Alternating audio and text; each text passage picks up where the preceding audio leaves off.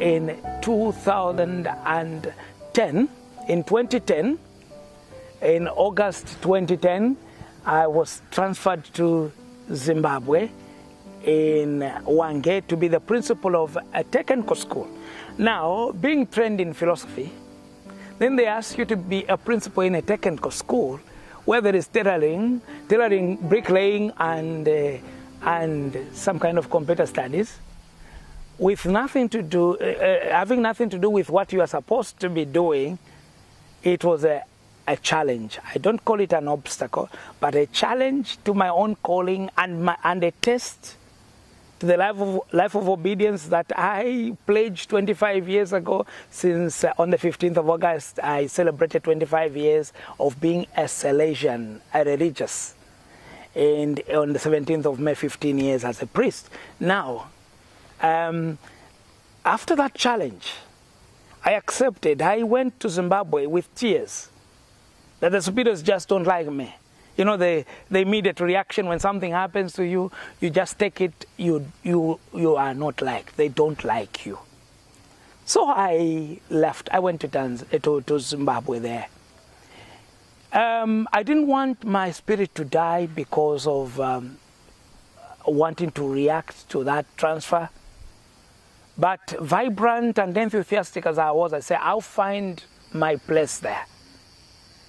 I reached there, it was very hot, but I accepted. I stayed there as a principal, moving from the house, the chapel, back to the office, into the house, in a very hot, semi-desert land of Hwange, because it was September, October, somewhere there when it was at the peak of summer.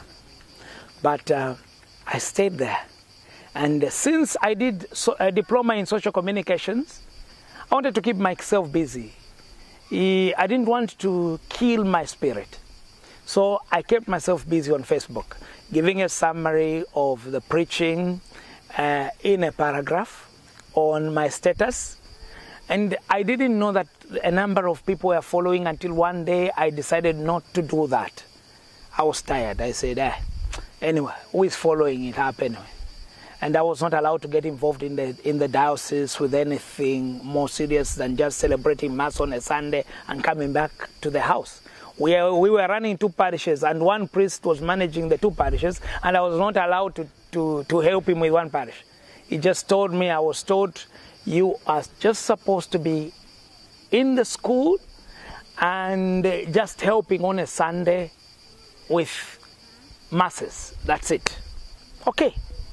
And the way I am passionate about pastoral work, it was killing within. But I said, Lord, you have your way. And I submit everything into your holy hands. I continued sharing on Facebook. And one day, I did not do that. In the evening, I received a call from one of the priests in the same diocese. I said, Father, what's happening? You know, tomorrow is Sunday and we have to prepare our own homilies. Don't you know that you provide for us some kind of a summary that help us to expand on what we should focus on a Sunday? I said, oh, Father, I didn't even know that whatever I've been doing meant anything. After that, I felt encouraged and I continued. Then one day, as I was entering my office, my secretary comes to me and says, you know what, Father, what you have been doing on Facebook, you can do on WhatsApp. I said, WhatsApp? That sounds like a bit childish. It's more for you young fellows, not for me. WhatsApp. I said, no, it's a very good application. You know, instead of even typing the way you do, you can record and send to many people.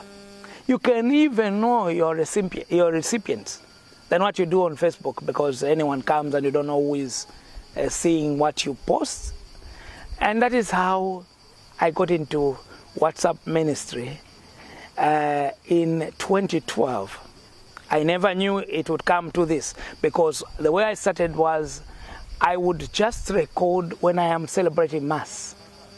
When I am preaching, some short preaching in weekday Masses, I would do live recordings and send to a few people whom I could see were on WhatsApp. And those people suggested that I make a group. That was in Hwange, Zimbabwe. Everything was born there. And after I made that group. That time WhatsApp was only allowing 30 people to be on the group. Within a short time, the group got full and said, Father, we can make another group. To this day, we have over 70 groups. And I didn't start it as a daily thing, it was a weekly thing. Then somebody suggested, Father, we also have weekday readings. Why can't you make short recordings and give us a reflection? It's not a homily, but just a reflection for the weekday. And I did that. In the end, it became a regular thing. What was supposed to be just some fun for me to, it was more of fun to just record and say to a few people, became an obligation.